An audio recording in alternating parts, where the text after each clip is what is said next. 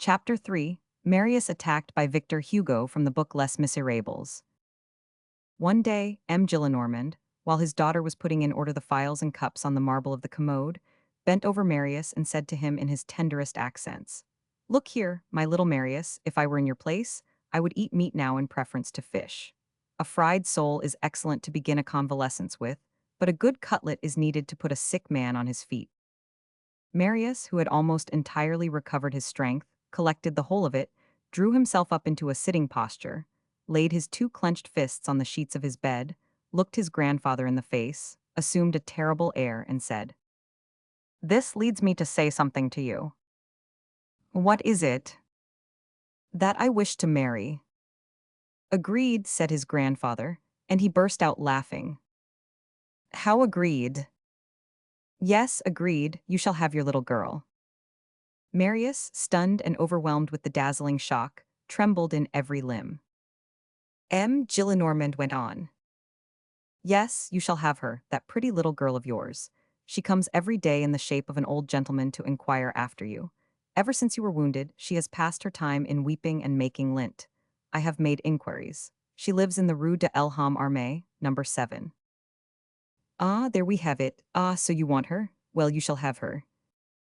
You're caught, you had arranged your little plot, you had said to yourself. I'm going to signify this squarely to my grandfather, to that mummy of the Regency and of the Directory, to that ancient beau, to that Durante turned Garant. He has indulged in his frivolities also that he has, and he has had his love affairs and his grisettes and his cosettes. He has made his rustle, he has had his wings, he has eaten of the bread of spring. He certainly must remember it. Ah, you take the cockchafer by the horns, that's good. I offer you a cutlet and you answer me. By the way, I want to marry. There's a transition for you. Ah, you reckoned on a bickering? You do not know that I am an old coward. What do you say to that? You are vexed. You did not expect to find your grandfather still more foolish than yourself. You are wasting the discourse which you meant to bestow upon me, Mr. Lawyer, and that's vexatious. Well, so much the worse, rage away. I'll do whatever you wish, and that cuts you short, imbecile. Listen, I have made my inquiries, I'm cunning too. She is charming, she is discreet, it is not true about the lancer. She has made heaps of lint, she's a jewel, she adores you. If you had died, there would have been 3 of us, her coffin would have accompanied mine. I have had an idea, ever since you have been better, of simply planting her at your bedside, but it is only in romances that young girls are brought to the bedsides of handsome young wounded men who interest them. It is not done. What would your aunt have said to it? You were nude 3/4 of the time, my good fellow. Ask Nicolette, who has not left you for a moment, if there was any possibility of having a woman here. And then, what would the doctor have said? A pretty girl does not cure a man of fever.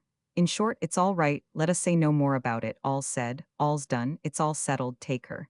Such is my ferocity. You see, I perceived that you did not love me. I said to myself, here now I have my little Cosette right under my hand, I'm going to give her to him. He will be obliged to love me a little then, or he must tell the reason why. Ah, so you thought that the old man was going to storm, to put on a big voice, to shout no, and to lift his cane at all that Aurora. Not a bit of it. Cosette, so be it. Love, so be it. I ask nothing better. Pray take the trouble of getting married, sir. Be happy, my well-beloved child. That said, the old man burst forth into sobs.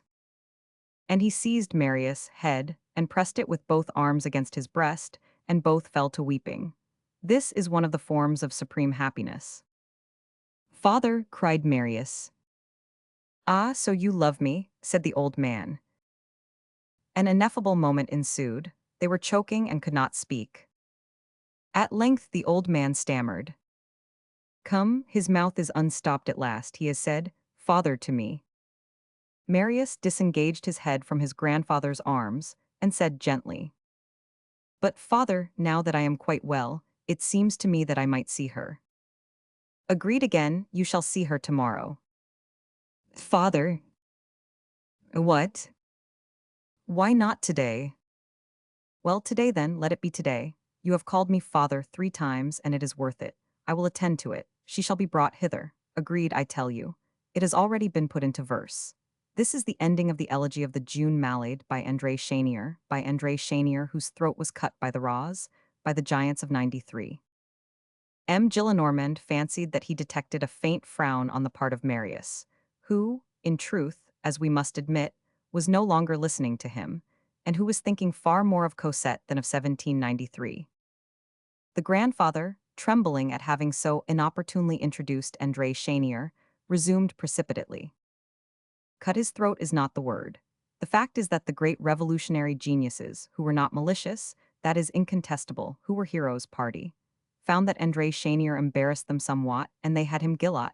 That is to say, those great men on the 7th of Thermidor besought André Chenier, in the interests of public safety, to be so good as to go.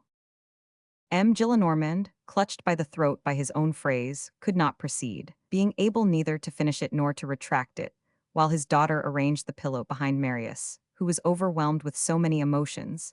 The old man rushed headlong, with as much rapidity as his age permitted, from the bedchamber, shut the door behind him, and purple, choking, and foaming at the mouth, his eyes starting from his head, he found himself nose to nose with honest Basque, who was blacking boots in the anteroom.